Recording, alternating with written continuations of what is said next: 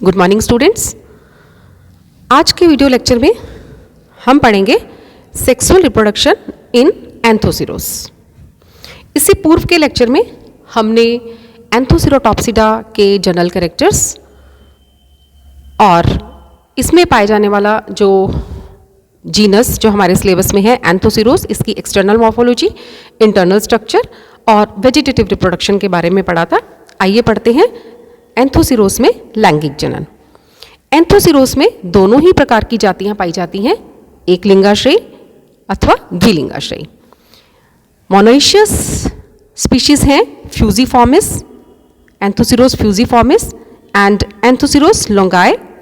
इसी प्रकार से डायोशियस और हिट्रोथेलिक स्पीशीज जो कि एक लिंगाश्रयी भी कहलाती हैं, ये है एंथोसिरोस इरेक्टस। जो मोनोइशियस या द्विलिंगाश्रयी स्पीशीज हैं वो प्रोटेंड्रस होती हैं, यानी कि पुंपूर्वी होती हैं, जिसका मतलब एंथ्रीडिया आर्चिगोनिया से पहले परिवर्धित होते हैं। Antheridia mature before archegonia. Sex organ dorsal surface पर यानी कि अपाक्ष सतह पर अंतः स्थापित होते हैं। ये एक इंपॉर्टेंट फीचर है, एम्बेडेड या अंतः स्थापित होते हैं। और एंथ्रीडिया और आर्चिगोनिया जो है वो जस्ट ग्रोइंग एपिकल रीजन के वर्धन बिंदु के ठीक पीछे बननी प्रारंभ होती हैं। वन बाय वन लेते हैं। इससे पहले हम पढ़ते हैं एंथ्रीडियम या पुंधानी के बारे में। एंथोसिरोस में एंथ्रीडिया एंडोजीनस होते हैं, यानी कि अंतर्जात होते हैं, अंतर्निहित होते हैं। ये एकल या समूह के रूप में होते हैं और एंथ्रीडियल चैम्बर्स में पाए जाते हैं, यानी कि पुंधानी प्रकोष्ठों में एकल या समूह में पाए जाते हैं। एंथ्रीडियल चैम्बर की जो छत है, जो रूफ है, वो 2 लेयर्ड होती है। ये चैम्बर्स थैलस की डोर्सल सरफेस पे डेवलप होते हैं। एक डोर्सल सरफेस की एक सतही कोशिका यानी कि सुपरफिशियल सेल जो कि ग्रोइंग एपेक्स के पास में स्थित होती है, उसमें पेरिक्लाइनल डिवीजन परिणत विभाजन के फलस्वरूप 2 सेल्स बनती हैं, आउटर रूफ इनिशियल और inner antheridial initial. Antheridial initial इसलिए एंडोजीनस होता है, बाकी सभी ब्रायोफाइट्स में ये सुपरफिशियल होता है। क्योंकि ये इनर सेल से बनता है तो ये एंडोजीनस होता है, अंतर्निहित होता है।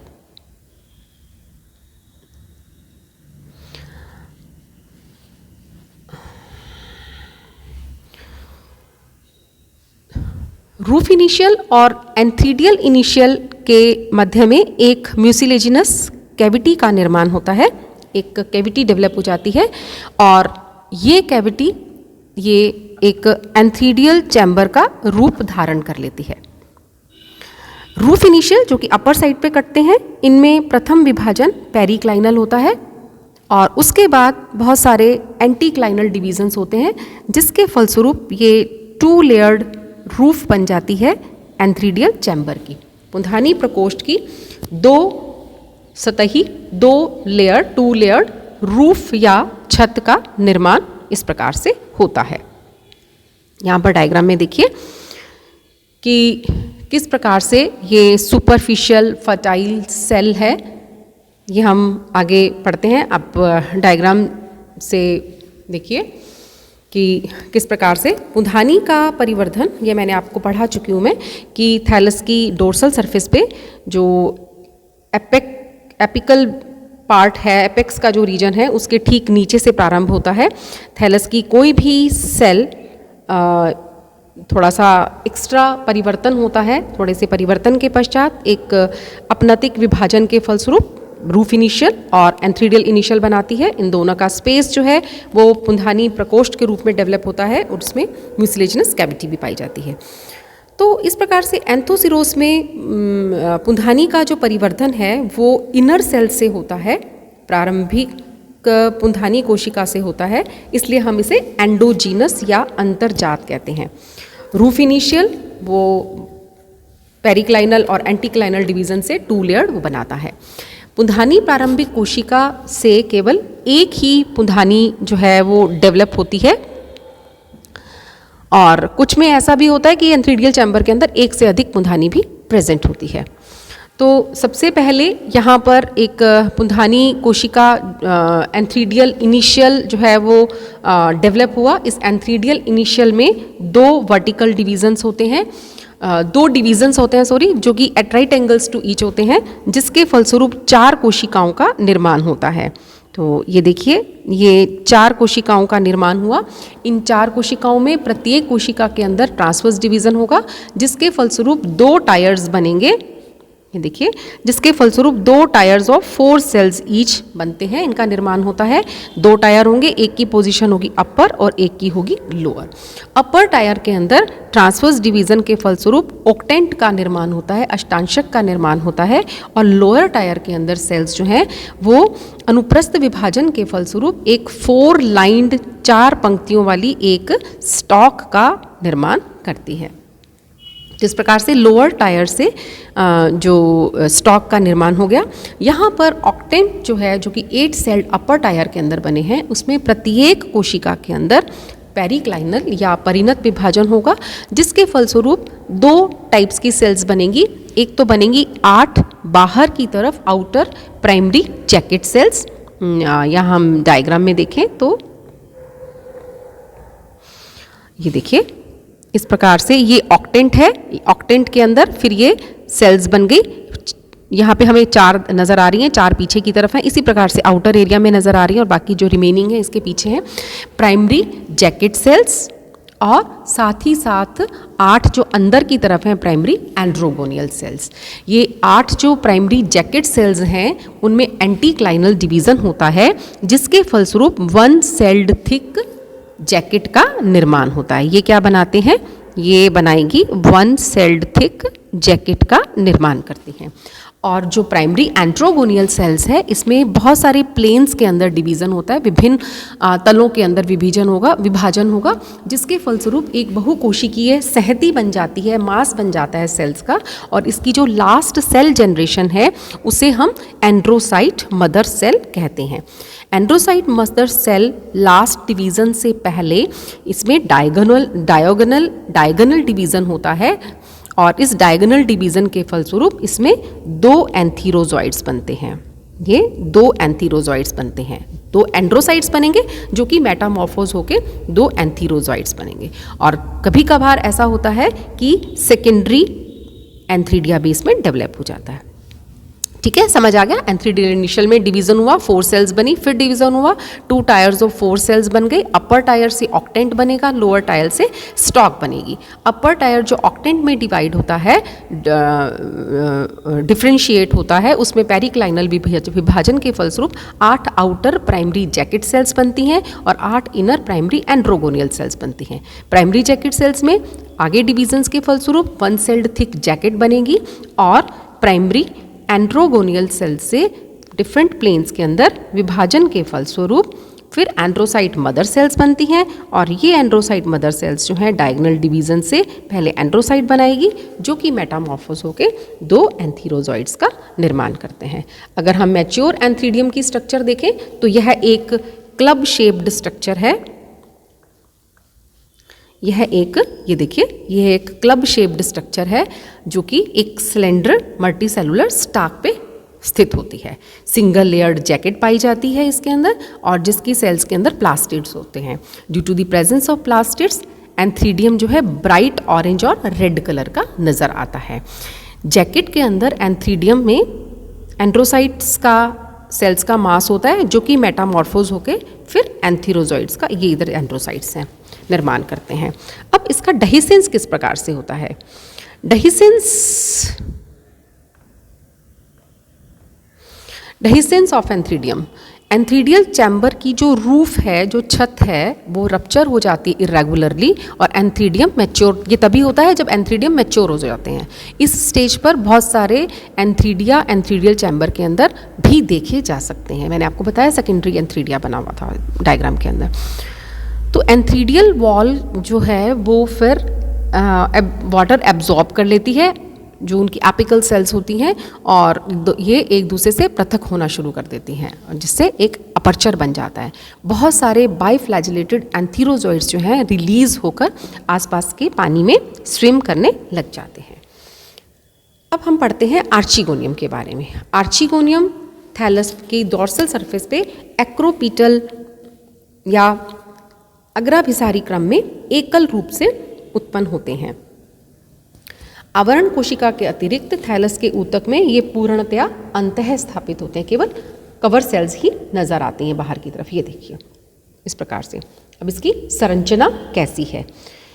प्रत्येक आर्चिगोनियम जो है एक फ्लास्क शेप्ड बॉडी है। ये देखिए इस प्रकार से फ्लास्क शेप्ड बॉडी है, जिसके शीर्ष पर यहाँ पे कवर सेल्स पाई जाती हैं जिनकी संख्या 4 है, और नेक पोर्शन में 4 to 6 एनसीसी पाए जाती हैं और एक वेंटर कैनाल सेल पाई जाती है और एक एग पाया जाता है। यहाँ पे 4 एनसीसी, यहाँ पर एक वीसीसी और यहाँ पर एक जो है वो एग पाया जाता है। ये सिंपल इसकी स्ट्रक्चर है आर्चिगोनियम की। और ग्रीवा की जो नेक की जो सेल्स हैं वो 6 वर्टिकल रोज में अरेंज होती हैं, और जो आर्चिगोनियम की जैकेट सेल्स हैं वो थैलस की सेल्स से सीधे जुड़ी हुई होती हैं, जिससे कि हमें जैकेट की परत जो है वो स्पष्ट रूप से नज़र नहीं आती है। तो जब मैच्योर हो जाती हैं तो ये जो एनसीसी और वीसीसी हैं ये दोनों डिसइंटीग्रेट होकर म्यूसिलेज का निर्माण करती हैं, और जो म्यूसिलेज कुछ जो है वो बाहर की तरफ ऊजेज आउट हो जाता है। इसके प्रेशर से कवर सेल्स जो हैं सेपरेट हो जाती हैं और म्यूसिलेज जो है वो थोड़ा सा माउथ के ऊपर निकला हुआ बाहर नज़र आता है। तो इसे हम श्लेष्मी उभार या म्यूसिलेज माउंट कहते हैं। तो हम ये पढ़ते हैं अब कि किस प्रकार से आर्चिगोनियम का डेवलपमेंट होता है। ये डायग्राम्स में आप देखिए, मैं आपको जो फ्लो चार्ट मैंने बना रखा है उसके अनुसार मैं आपको पढ़ाती हूँ। डोर्सल सरफेस की कोई भी सुपरफिशियल सेल जो है वो प्राइमरी आर्चिगोनियल सेल कहलाती है। इस प्राइमरी आर्चिगोनियल सेल जो है वो अन्य सेल्स की तरह ही होती है, बहुत ज़्यादा डिफरेंस इसमें नहीं होता है। इस प्राइमरी आर्चिगोनियल सेल के अंदर 3 डिवीजन्स होते हैं। ये देखिए, ये प्राइमरी आर्चिगोनियल सेल है, ये एपिकल सेल्स हैं। इसके अंदर यहाँ पर 3 वर्टिकल डिवीजन्स होते हैं। ये 3 vertical division intersecting vertical divisions होते हैं। ये देखिए इस प्रकार से, ये और इस प्रकार से। तो इस तरह से ये जो इंटरसेक्टिंग डिवीजन्स हैं, इससे हमारे पास 3 जैकेट इनिशियल्स बनते हैं और एक सेंटर में प्राइमरी एक्सियल सेल बनती है। ये 1, 2, 3 ये जैकेट इनिशियल्स हैं, और ये सेंटर में जो है ये प्राइमरी एक्सियल सेल के रूप में डिफरेंशिएट होती है। इन जैकेट इनिशियल के अंदर अब प्रत्येक सेल के अंदर वर्टिकल डिवीजन्स होता है, जिसके फलस्वरूप 6 कोशिकाएं बनेंगी, और ये 6 कोशिकाओं में फिर से ट्रांसवर्स डिवीज़न होगा, जिसके फलस्वरूप 2 टायर्स ऑफ 6 सेल्स बनती हैं। यानी कि प्रत्येक टायर के अंदर 6 कोशिकाएं, 2 टायर्स हैं, 6 के 2 पोर्शंस बन जाते हैं। अपर टायर जो है ये इसमें ट्रांसवर्स डिवीज़न होता है। इस ट्रांसवर्स डिवीज़न के फलस्वरूप नेक का जो नेक की जैकेट का निर्माण करता है। ये वाला पार्ट जो ये वाला पार्ट है, ये ऊपर वाला पार्ट बनाता है। और जो लोअर टायर है उसके अंदर ट्रांसवर्स डिवीज़न और वर्टिकल डिवीज़न होते हैं, ये वेंटर की जैकेट का निर्माण करते हैं। तो ये देखिए, ये इस तरह से ये हो गया, ये इनर सेल हो गई, और ये इस प्रकार से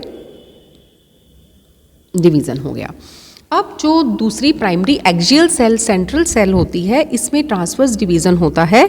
इस ट्रांसवर्स डिवीज़न के फलस्वरूप 2 कोशिकाएं बनेंगी, एक अपर सेल होगी और एक लोअर सेल होगी। अपर सेल के अंदर ट्रांसवर्स डिवीज़न होते हैं, जिसके फलस्वरूप प्राइमरी कवर सेल्स का निर्माण होता है। यहाँ देखिए, प्राइमरी कवर सेल्स का निर्माण होता है, और दूसरा जो है प्राइमरी नेक कैनाल सेल्स बनती हैं। यहाँ पर देखिए, यहाँ पर एक्सियल सेल के अंदर डिवीज़न हुआ, ट्रांसवर्स डिवीज़न हुआ, जिसके फलस्वरूप अपर सेल बनी, लोअर सेल बनी। अपर सेल में फिर ट्रांसवर्स डिवीज़न होता है, जिसके फलस्वरूप प्राइमरी कवर सेल्स बनती हैं और प्राइमरी नेक कैनाल सेल्स बनती हैं। प्राइमरी कवर सेल में एक या दो वर्टिकल डिवीजन्स होते हैं, जिससे फलस्वरूप 2 to 4 कवर सेल्स का निर्माण होता है और प्राइमरी नेक कैनाल सेल्स के अंदर अनुप्रस्थ विभाजन के फलस्वरूप 4 to 6 एनसीसी या नेक कैनाल सेल्स बनती हैं। अब दूसरी तरफ है primary venter cell. This primary venter cell के अंदर ट्रांसवर्स डिवीज़न के फलस्वरूप एक जो है, ये देखिए, ये बीसीसी बना, ये वेंटर कैनाल सेल बनी और लोअर जो है वो एग सेल बनती है। ये देखिए प्राइमरी वेंटर कैनाल सेल और ये एग सेल का निर्माण होता है। तो इस प्रकार से एक सुपरफिशियल सेल से आर्चिगोनियम में किस प्रकार से डेवलपमेंट होता है और किस प्रकार से इसकी शेप बनती है, ये सब यहाँ पे फ्लो चार्ट है जिसके थ्रू मैंने आपको समझाया है। ठीक है, ये आगे वही है। मैच्योर आर्चिगोनियम जो है वो गैमेटोफाइट की डोर्सल सरफेस पे एम्बेडेड रहता है और कवर सेल्स जो हैं वो थैलस के बाहर की तरफ थोड़ा सा निकली हुई रहती हैं। नेक के अंदर 6 vertical rows of neck cells होती हैं और नैरो कैविटी, नेक की जो नैरो कैविटी है उनमें एक एक्सियल रो में 4 to 6 या इससे ज़्यादा एनसीसी या नेक कैनाल सेल्स पाई जाती हैं। लोअर स्वोलन वेंटर पोर्शन के अंदर एक लार्ज एग सेल होती है और एक स्मॉल वीसीसी होता है। ये इसकी मैच्योर आर्चिगोनियम की स्ट्रक्चर में हमने पढ़ लिया। नाउ आर्चिगोनियम में एग मैच्योर हो गया है और उधर हमने पढ़ा कि एंथ्रीडियम में जो है वो एंथीरोजॉइड्स जो हैं वो बाहर मैच्योर होकर बाहर पानी में स्विम कर रहे हैं फर्टिलाइजेशन के लिए। फर्टिलाइजेशन से पहले क्या होगा, एक तो फर्टिलाइजेशन के टाइम पे पानी रिक्वायर्ड है, दूसरा फर्टिलाइजेशन से पहले कवर सेल्स आर्चिगोनियम की जो टिप पे प्रेजेंट होती हैं उसको सेपरेट कर देती हैं, हट जाती हैं सिरे से, ताकि वो कवर सेल्स थोड़ी सी अपार्ट हो जाती हैं, जिससे कि आर्चिगोनियम में क्लियर स्पेस बन जाता है। एनसीसी और वीसीसी यानी कि नेक कैनाल सेल्स, जिनकी संख्या 4 to 6 है, और वीसीसी यानी कि जिसकी संख्या 1 है, ये दोनों डिसइंटीग्रेट होकर म्यूसिलेजिनस मास का निर्माण करती हैं। और म्यूसिलेजिनस मास जो है, ये म्यूसिलेज जो है वो नेक के टिप से ऊजेज आउट हो जाता है। बहुत सारे एंथीरोजॉइड्स जो हैं वो अट्रैक्ट होके आर्चिगोनियम की नेक की तरफ मूव करते हैं। केमिकल मूवमेंट होती है, ये कीमोटेक्टिक मूवमेंट होती है। और बहुत सारे एंथीरोजॉइड्स नेक पोर्शन में एंटर कर जाते हैं, उनमें से एक का न्यूक्लियाई एग के न्यूक्लियाई से फ्यूज़ होता है और इस प्रकार से ओवोस्पोर का निर्माण हो जाता है। तो ये हमने पढ़ा कि किस प्रकार से एंथोसिरोस में सेक्सुअल रिप्रोडक्शन पूरा होता है। आगे हम पढ़ेंगे कि ओवोस्पोर से किस प्रकार से स्पोरोफाइट का निर्माण होता है।